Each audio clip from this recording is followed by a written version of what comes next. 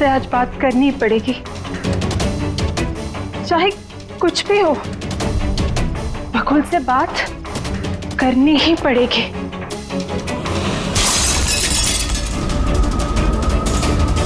घर में तो कोई नहीं है, ये आवाज कैसे?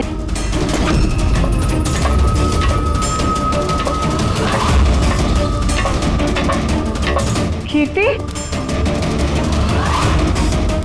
बकुल, तो कुछ बोलता क्यों नहीं है? कीर्ति, भैया, कीर्ति,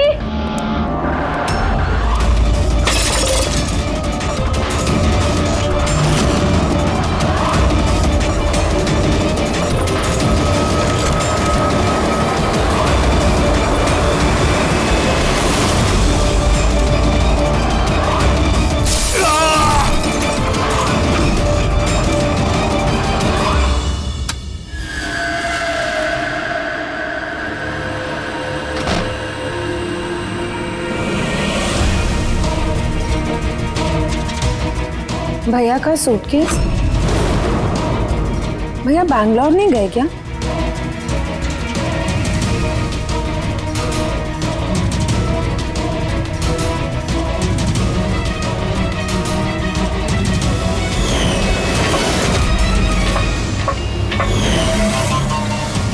भाभी भी वापस आ गई।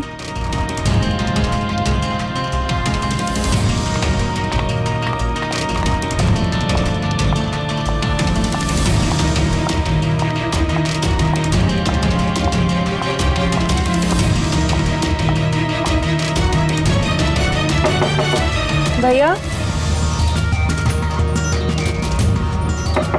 बकुल भैया, भैया आप बैंगलोर नहीं गए क्या? भाभी,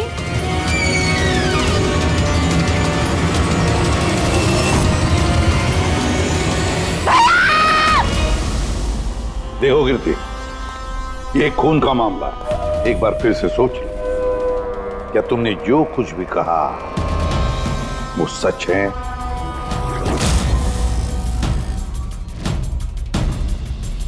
सर, हमें नहीं लगता है कि ये बात सच है। आपके लगने या ना लगने से कोई फर्क नहीं पड़ता। जब आपसे कुछ पूछा जाएगा तभी बोलना। हो सकता है ये सच बोल रही हो, क्या पता। मैं पागल नहीं हूँ, मैं होश में हूँ। मैं कह रही हूँ ना आपको कि आशिका भाभी ने खुद ही बोला है कि उन्होंने बकुल भैया का खून किया है। भाभी! भाभी! भैया! आशिका भाभी! भाभी! भाभी! भाभी! भाभी! भाभी कौन? भाभी! भाभी! भाभी! ये सब हुआ कैसे? किसने किया ये सब? भाभी! मर गया बकुल, किस्सा खत्म। हाँ, मार दिया, सब खत्म, मार दिया। सिर्फ मार दिया ये कहने से साबित नहीं हो जाता कि उसी ने बकुल को मारा है। ये भी हो सकता है कि वो कुछ और बोलना चाहती है। हाँ?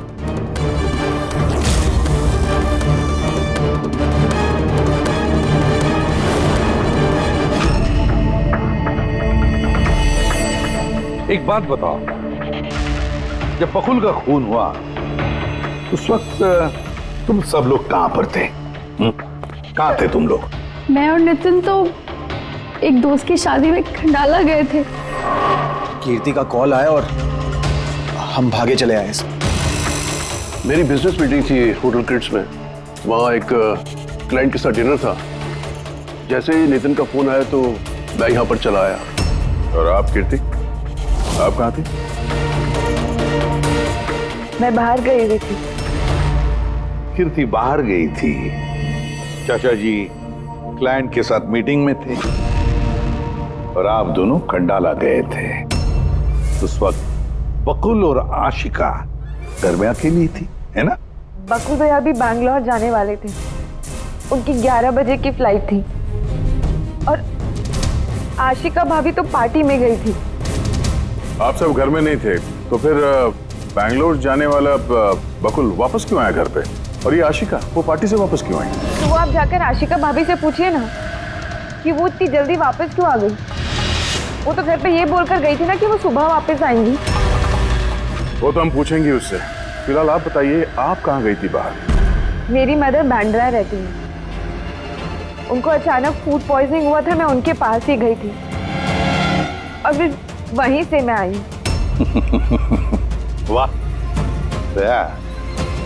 हर एक के पास एक्सप्लेनेशन है कि बकुल के खून के वक्त मैं यहां था, मैं वहां थी, मैं वहां गया था। सबके पास एक्सप्लेनेशन है, लेकिन आप सब लोग एक बात अच्छी तरह से याद रखना, हम सीआईडी वालों से सच ज्यादा देर तक छुपता नहीं, सामने आकर ही रहता है।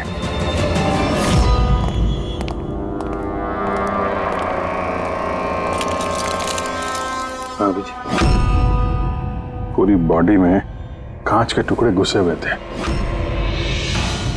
सर ह्यूमन टेस्ट भी किया सर, यहाँ पे जो खून है इसके अलावा कहीं भी खून नहीं है।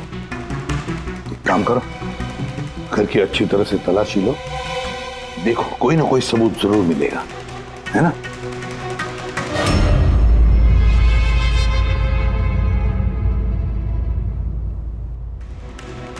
ये बता। सर इनका कहना है कि इन्हें कुछ भी याद नहीं। कुछ भी याद नहीं? आशिका, तुम्हें याद आ रहा है तुमने कीर्ति को होश में आने के बाद कुछ बताया था? याद करो। मुझे कुछ याद नहीं आ रहा। याद करने की कोशिश करो। कीर्ति कह रही थी कि बकुल का खून तुमने किया, ऐसा तुमने खुद उसको बताया। कीर्ति इल्जाम लगा रही है मेरे पे। बकुल को मैंने नहीं मारा।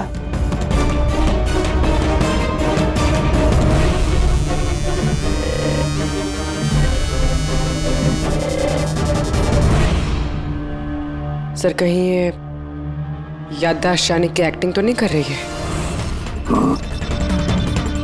हो सकता है, क्योंकि बकुल यहाँ कमरे में खून से लथपथ पड़ा है और इसके सर पे थोड़ा सा निशान है, बस। बेहोश हुई कैसे? वही तो, इससे सच उगलवाना पड़ेगा। कैसे उगलवाएंगे सर?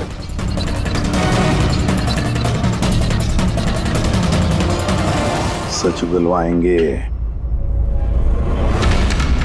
नार्को टेस्ट से।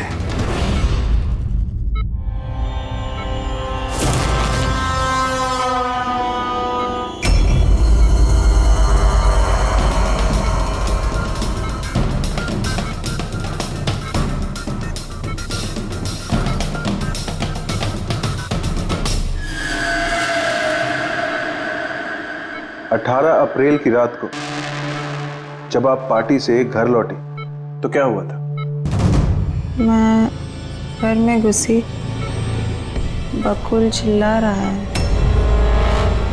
फिर क्या हुआ? फिर मैं रूम में गई देखने के लिए। क्या देखा आपने? मैंने देखा कि जैसे ही मैं अंदर गई तो मैंने देखा बकुल वहाँ पे है, उसके पीठ से खून निकल रहा था। मैंने वहीं पर एक लड़की की लाश पड़ी हुई देखी। मुझे गुस्सा आया और मैंने वहां पड़ा एक कांच को उठाया।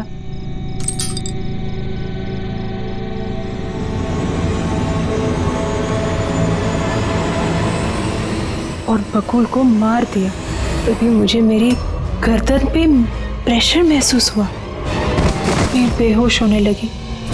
बेहोश होने से पहले मैंने दरवाजे पे एक फिगर को देखा जिसने ऑरेंज फ्लोरेसेंट जैकेट पहन रखी थी। आदमी था या औरत थी? आदमी। ओके, फिर क्या किया उसने? वो मेरे पास आ रहा है, शायद मुझे मारना चाहता है।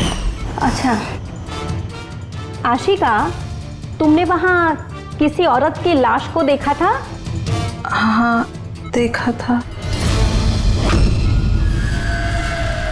औरत की लाश? वहां पर तो हमें किसी औरत की लाश नहीं मिली। हम तो बकुल के मर्डर की जांच कर रहे हैं। अब ये नया केस कहां से आ गया? कौन सी औरत की लाश है? कौन थी वो औरत? मुझे याद नहीं, सब धुंधला दिख रहा है। कि कहीं ये हमें गुमराह तो नहीं कर रही? समझ में नहीं आ रहा है ये किस औरत की बात कर रही है, किस औरत की लाश की बात। आशिका, तुमने बकुल को क्यों मारा? क्यों मारा बकुल को? ठीक ही हुआ कि वो मर गया। वैसे ही जिंदा रहता तो मैं सड़कों पे धक्के खाती। क्यों? सड़कों पे धक्के क्यों खाते? बदचलन साबित करना चाहता था, तलाक चाहता था मेरे से। अच्छा, वो मरी हुई औरत वो कौन थी? मैंने आपको कहा ना, मुझे याद नहीं वो कौन थी। देखो आशिका, हमें वहां पर किसी भी औरत की लाश नहीं मिली। तो फिर कहाँ गई होगी वो लाश? मुझे जब होश आया वो लाश वहां से जा चुकी थी। और वो फ्लोरेसेंट ऑरेंज कलर का जैकेट पहना हुआ आदमी? वो धुंधला धुंधला सा दिख रहा था, दरवाजे पे ही खड़ा था। शायद मेरे बेहोश होने का इंतजार कर रहा था।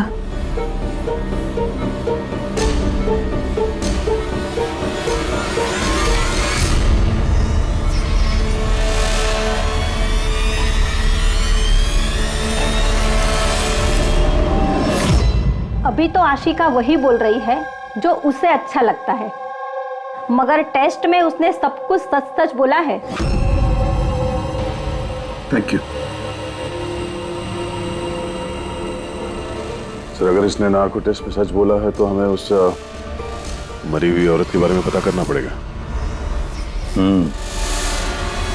लगता है क्राइम सीन पर दोबारा जाना पड़ेगा।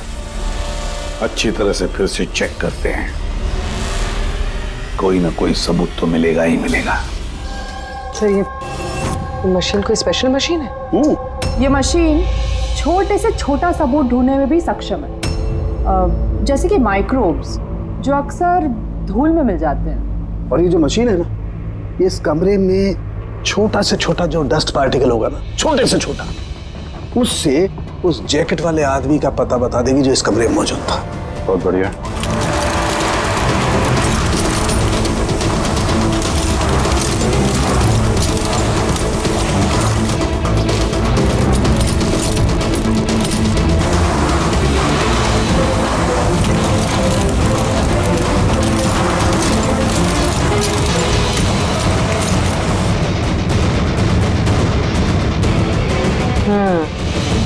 ये देखिए, जो हमारी नजरों से बच गया वो इस मशीन ने ढूंढ निकाला।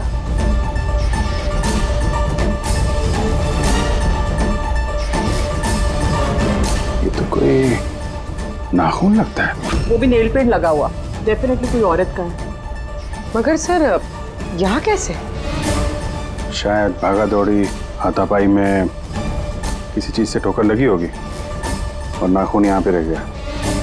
घर वालों का पता करो, इनमें से तो किसी का नहीं।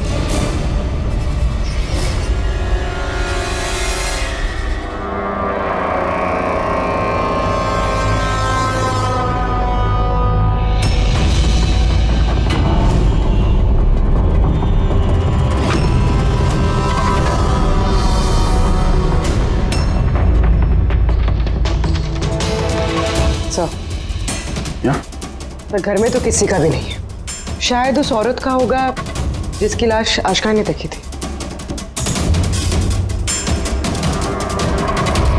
लगता तो ऐसा ही है।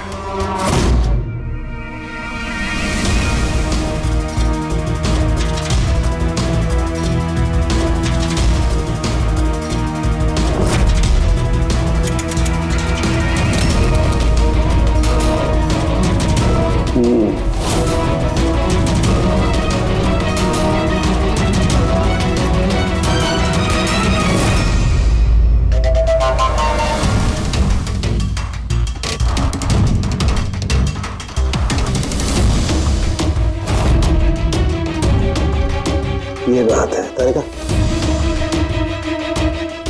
राइट। क्या पता चला इस नाखून का किसका है ये? सर, नाखून का डीएनए किसी भी फैमिली मेंबर से मैच नहीं हुआ। लेकिन एक बात पता चली बस, ये नाखून जिस किसी का भी है वो एक औरत है और उसकी उम्र 20 से 25 साल है। 20 से 25 साल की औरत। और एक बात, हाँ,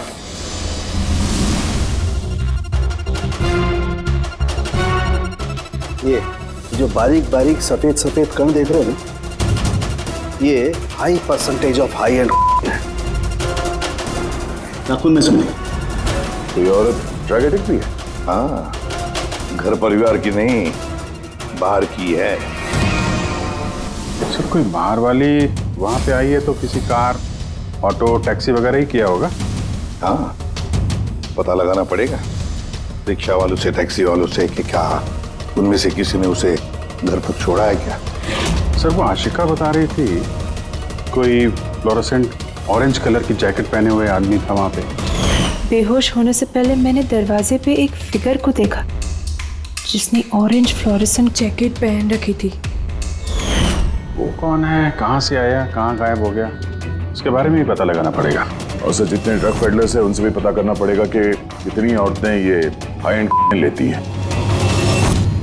अभिजीत, एक काम करो, रिक्शा वालों से, टैक्सी वालों से पता लगाओ क्या किसी ने इस औरत को घर पर छोड़ा था क्या, और मिसिंग पर्सन रिपोर्ट भी चेक करो। बताया जाओ, शहर में जितने भी ड्रग पेडलर्स हैं ना, सबसे जाकर पूछताछ करो। देखो क्या वो किसी ऐसी औरत को जानते हैं जो हाई क्वालिटी इस्तेमाल करती है, और हम जाकर उन घर वालों से मिलते हैं, देखते हैं क्या कर रहे थे, कहाँ गए थे इस हादसे के वक्त।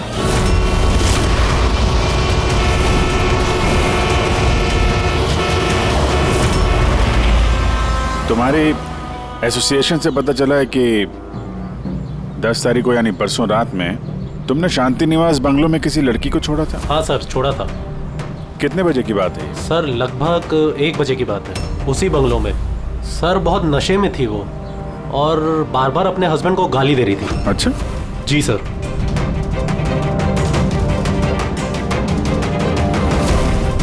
ये लड़की थी वो? हाँ सर, यही थी वो। वहाँ बंगलों के आसपास कुछ गड़बड़ लगी क्या? नहीं सर, गड़बड़ तो कुछ नहीं लगी, सब कुछ नॉर्मली था। और एक कार खड़ी थी, एक बाइक, और सर एक गार्बेज वैन भी था। Garbage van? जी sir. Sir sir sir sir sir sir मैं भी एक लड़की को परसों शांति निवास बंगलों के बाजू में छोड़ा था। कितने बजे? सर यही कोई 12:30 बजे के आसपास। और तुमने 1 बजे छोड़ा था? जी सर। ये लड़की थी वो? नहीं सर, ये लड़की नहीं थी। तो इसको तुमने 1 बजे छोड़ा और 12:30 बजे जिस लड़की को छोड़ा था उसको दोबारा देखोगे तो पहचान जाओगे? एकदम सर, बरोबर पहचान लेगा। गुड। सुनो, तुम लोगों से जो भी सवाल पूछा जाएगा उसका सही सही जवाब चाहिए। जरा सा भी झूठ बोला ना तो बड़ी मुसीबत खड़ी हो जाएगी, समझे? सर झूठ बोल के जान आफत में नहीं डालनी हमें। तो फिर बताओ, जिस दिन बकुल का खून हुआ उस दिन क्या चेतन तुम्हारे होटल में था? जी सर, वो होटल में थे और उन्होंने सारा समय क्लाइंट के साथ बिताया। उन्होंने क्लाइंट के साथ डिनर भी किया। अच्छा, तो ठीक है, क्लाइंट के सारे डिटेल्स चाहिए हमें, और उस दिन का सीसीटीवी फुटेज भी। शीना, कीर्ति की माँ को फूड पॉइजनिंग क्यों हुई? खाने में क्या मिलाया था? मैंने तो कुछ भी नहीं मिलाया था। आंटी जी तो बाहर गई हुई थी। जब वो वापस लौट के आई उनकी तबीयत खराब थी। सर नितिन और सिया दोनों सारा दिन शादी में ही थे। पूछे भी नहीं बता रहे, रट्टा मार के आए हो क्या? नहीं मैम, जो सच्चाई है वही बता रहा हूँ। 11 बजे फंक्शन बंद करा दिया था हमने। उसके बाद में नितिन और सिया वो लोग कहाँ गए? फिर वो दोनों अपने रूम में चले गए सर।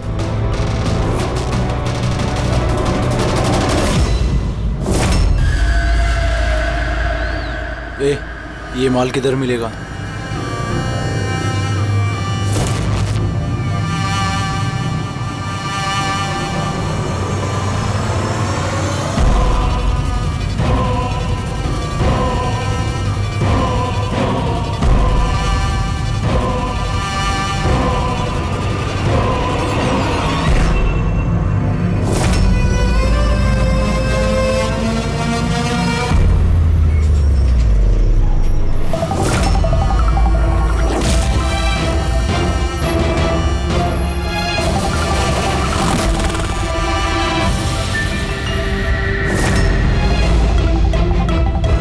माल चाहिए। मिलेगा। कितना चाहिए और पेमेंट कैसे करेगा? पेमेंट माल इस्तेमाल करने के बाद। माल इस्तेमाल करने के बाद। भागने के बारे में ना सोचना भी मत। मेरे पास हर एक क्लाइंट की ना कुंडली है, कुंडली, और उस कुंडली में लिखा है कि मेरा क्लाइंट ओवरडोज से मरेगा या मेरी बंदूक की गोली खा के। मगर तेरी कुंडली में लिखा है जेल जाना। उन सब औरतों के फोन नंबर चाहिए हमें जिन्हें तुम ड्रग सप्लाई करते हो। जल्दी लाओ।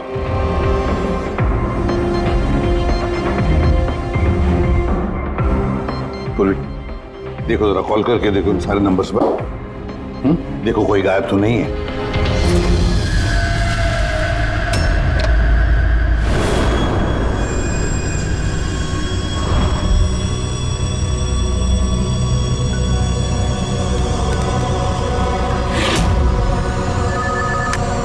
हेलो। हाँ जी, मैं सोनारिका से बात कर सकती हूँ? देखिए मैम, सोनारिका जो है 2 दिन से यहाँ काम पर नहीं आ रही है। क्या?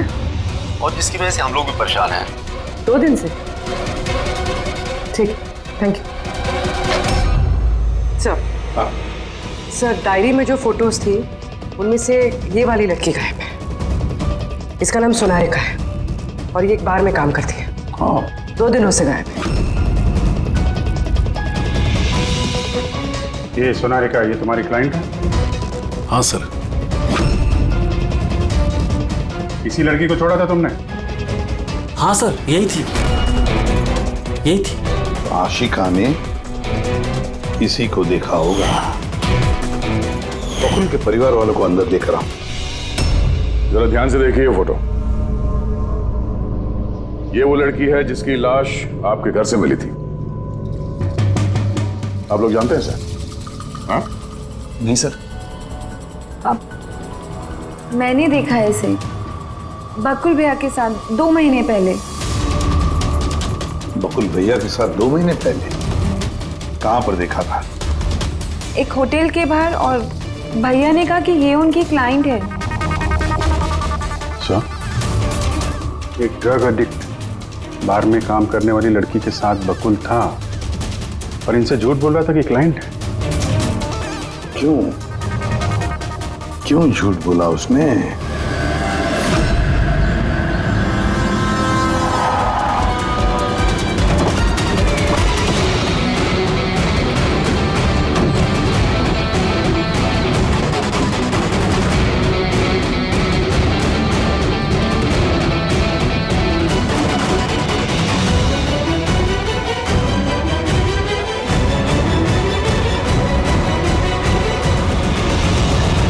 ये सोनारिका यहीं पे काम करती थी ना? जी हाँ, यहीं काम करती है। आप लोग कौन? सीआईडी। सोनारिका का खून हो गया। क्या? इसीलिए वो 2 रात से यहाँ काम पर नहीं आ रही है। हाँ, मगर हमें उसकी लाश नहीं मिली है। और इसके साथ साथ ये बकुल नाम का आदमी है, इसका भी खून हुआ। हम ये जानना चाहते हैं कि सोनारिका का इस बकुल के साथ क्या संबंध है? संबंध के बारे में तो नहीं पता, लेकिन हाँ, ये आदमी कभी कभी हमारे बारे में सोनारिका को लेने आता था। फिलहाल आपको इसके बारे में ज्यादा जानकारी तेजी ही दे सकती है साहब। ये तेजी कौन है? सर, ये है तेजी। तेजी, सोनारिका तुम्हारी दोस्त थी। ये बताओ कि इस आदमी के साथ सोनारिका का क्या संबंध है? सर, सोनारिका का बकुल के साथ अफेयर चल रहा था। बकुल उसके सारे रईसों वाले खर्चे उठाता था, पर उसको हमेशा बकुल से कुछ ना कुछ शिकायतें रहती थी। कैसी शिकायत रहती थी? वो कहती थी कि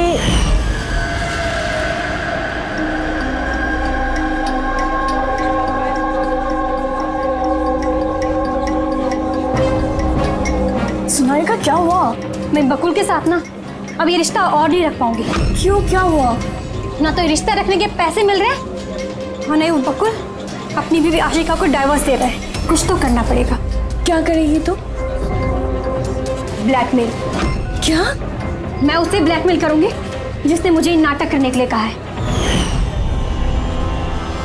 तो कोई सोनारिका को पैसे दे रहा था बकुल के साथ प्यार का नाटक करने के लिए। मास्टरमाइंड कोई और ही है? हाँ, और उसी मास्टरमाइंड ने प्लान किया और इस सोनालिका और बकुल को मार दिया। और आशिका का वहां पर आना प्लान में शामिल नहीं था। समझ में नहीं आ रहा है कि ये बकुल अपनी फ्लाइट छोड़कर घर वापस क्यों आया। पर सर, अगर खूनी को बकुल की गर्लफ्रेंड को मारना ही था तो कहीं और भी मार सकता था। वहां घर पे क्यों क्यों किया? तो शायद खूनी को पहले से पता था कि बकुल के घर में कोई नहीं, इसीलिए उसने धोखे से सोनालिका को वहां पे बुलाया और उसी समय बकुल और आशिका वहां पे पहुंच गए होंगे। ये हो सकता है। तो सर, लाश को घर से बाहर कहाँ लेके गए होंगे और कैसे? क्योंकि बकुल के घर की सारी गाड़ियां तो पहले से बाहर थी। खूनी अगर चाहता है तो क्या लाश के टुकड़े करके वो सूटकेस में भी ले जा सकता है, या फिर लाश के टुकड़े करके वो प्लास्टिक के थैलियों में भी डाल सकता है। कचरे की थैलियां हैं प्लास्टिक की। हाँ सर। एक कार खड़ी थी, एक बाइक, सर एक गार्बेज वैन भी था। क्या? रात के 1 बजे? रात के 1 बजे बंगले के बाहर एक कचरे की गाड़ी खड़ी थी। इसका मतलब है सर ये खून प्लान था। ये खूनी गार्बेज वैन लेके आया था लाश को ठिकाने लगाने के लिए। और सर, ये फ्लोरेसेंट ऑरेंज कपड़े गार्बेज वैन वाले तो पहनते हैं। सर, चेतन जिस कंपनी के बिजनेस डिनर पे गया था, ऐसी कोई कंपनी रजिस्टर्ड ही नहीं। मेरी बिजनेस मीटिंग थी होटल क्रिट्स में। और कीर्ति की माँ ने बाहर कुछ भी नहीं खाया। मेरी मदर बांद्रा रहती है, उनको अचानक फूड पॉइजनिंग हुआ था, मैं उनके पास ही गई थी। फिर भी उसे फूड पॉइजनिंग हो गई। ठीक है, ये भी पता लगाना चाहिए कि जिस रात बकुल और सोनालिका का खून हुआ, उस रात खंडाला से कोई टैक्सी या प्राइवेट गाड़ी आई थी क्या बंगले पर?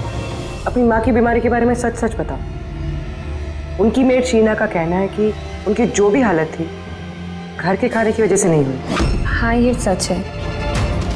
उन्होंने घर का खाना नहीं खाया था, बल्कि वो तो ये बता रही थी कि वो ड्राइवर के साथ बाहर गई थी और कार में उन्होंने कुछ दवाई खाई थी।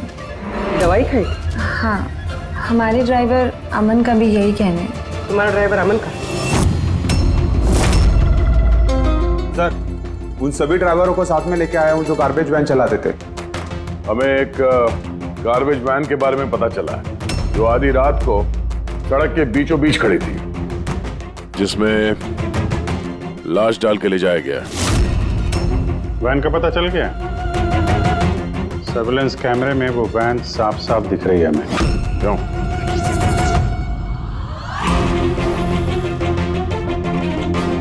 तुम हो ना उस वैन के ड्राइवर? नहीं सर, मुझे कुछ नहीं पता। मेरा भाई लेकर गया था सर उस वैन को। अब वो उसे कहाँ लेकर गया था और क्यों लेकर गया था मुझे कुछ नहीं बताया सर उसने। फोन लगा उसको? जी सर।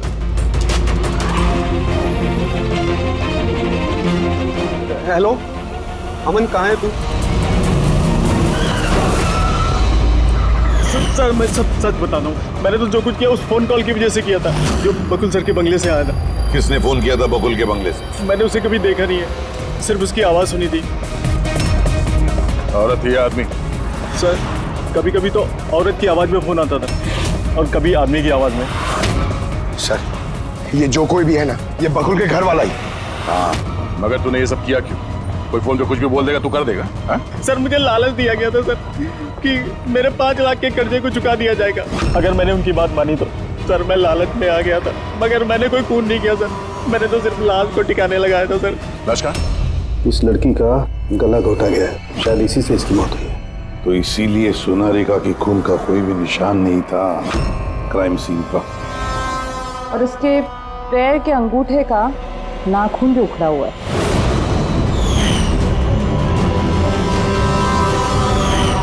और सर, ये क्या है? ये पीला पीला पार्टिकल? यही तो इस केस की सबसे अहम कड़ी है। चलिए खड़े हो जाइए सर, उठिए। और कितनी पूछताछ करेंगे आप लोग? सब कुछ तो बता दिया हमने। इस बार कोई पूछताछ नहीं होगी, आप सभी का नार्को टेस्ट होगा।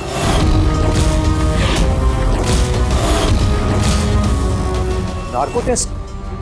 क्यों पर? क्योंकि आप में से कोई है जो सच नहीं बोल रहा है। आपके पास कोर्ट की परमिशन है इस नार्को टेस्ट के लिए? जी हाँ, परमिशन के बिना हम कुछ नहीं करते।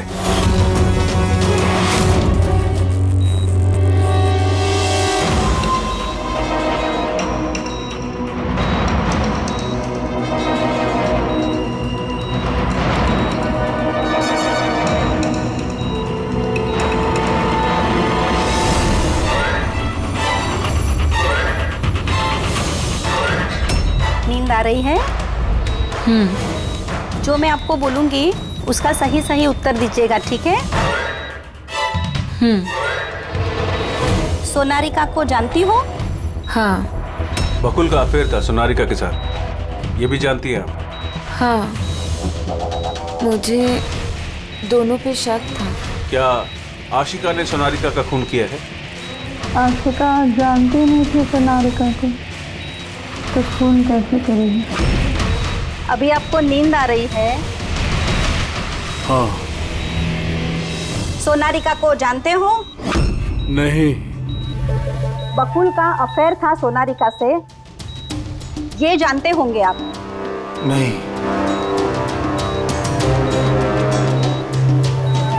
क्या आशिका ने सोनारिका का खून किया है?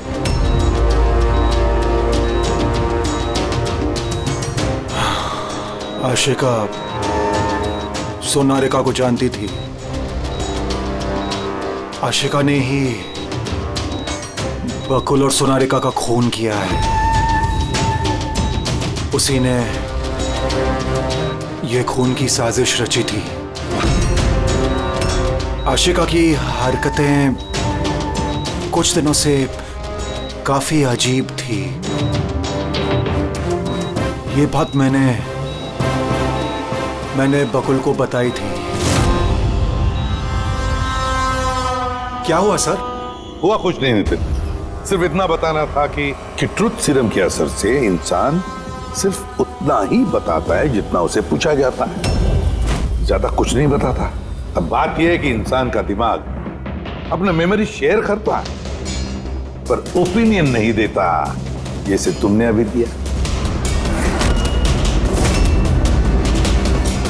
अब सारी असलियत फटाफट बता दे, वरना असली वाला सीरम देना पड़ेगा तुझे। असली ट्रूथ सीरम मतलब ये कि हमने जो सीरम दिया था वो ट्रूथ सीरम नहीं था, ग्लूकोज का इंजेक्शन था। व्हाट? शक तो हमें तुम पे पहले से ही था, लेकिन सारी सच्चाई तुम्हारे मुंह से सुनना चाहते थे। नितिन, सब कुछ तुमने बड़ी सफाई से, बड़ी चालाकी से किया था, लेकिन सोनारिका के चेहरे पर जो हल्दी लगी थी ना,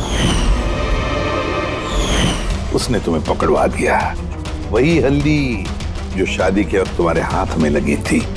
ये पीला पीला पार्टिकल दरअसल हल्दी है, और इस हल्दी में आटा और तेल भी मिला हुआ। आटा, तेल, हल्दी। चेहरे पे हल्दी नहीं है, सिर्फ यहाँ कदम के पास।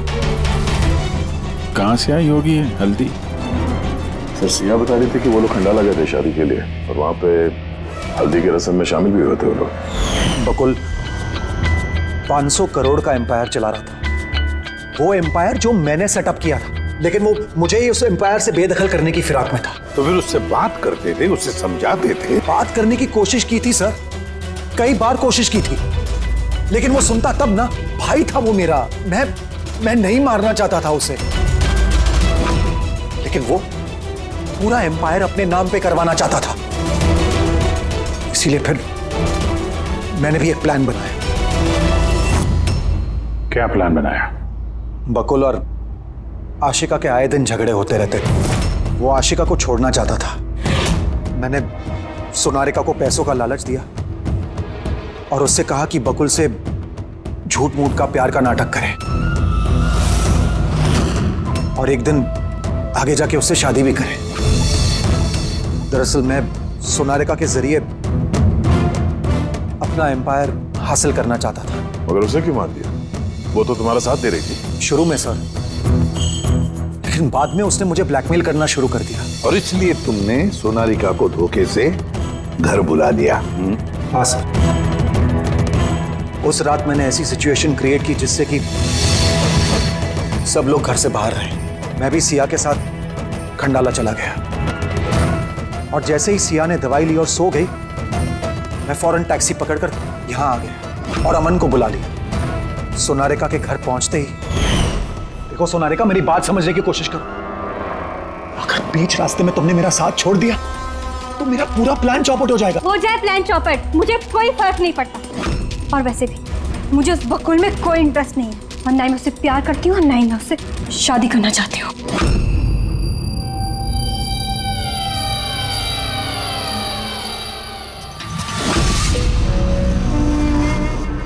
देखो, अगर तुमने मेरा साथ नहीं दिया तो बहुत पछताओगी, बता रहा हूं मैं। धमकी दे रहे हो तुम मुझे? धमकी दे रहे हो तुम मुझे? हाँ? ऐसा ही समझ लो।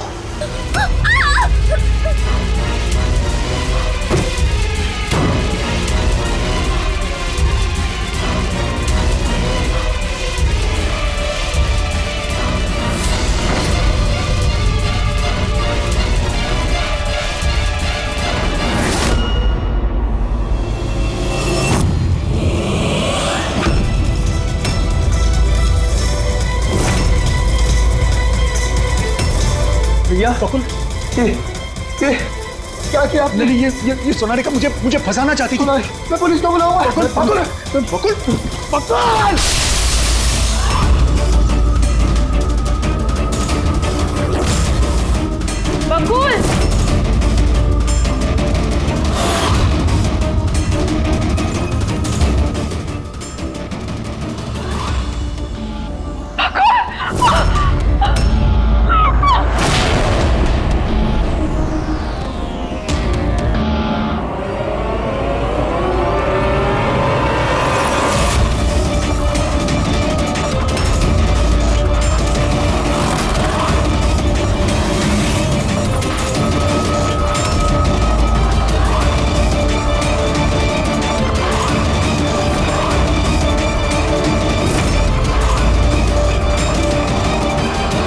मैंने अमन को फोन पे पहले ही बता दिया था सोनारिका की लाश को ठिकाने लगाने के लिए। उसने बिल्कुल वैसा ही किया।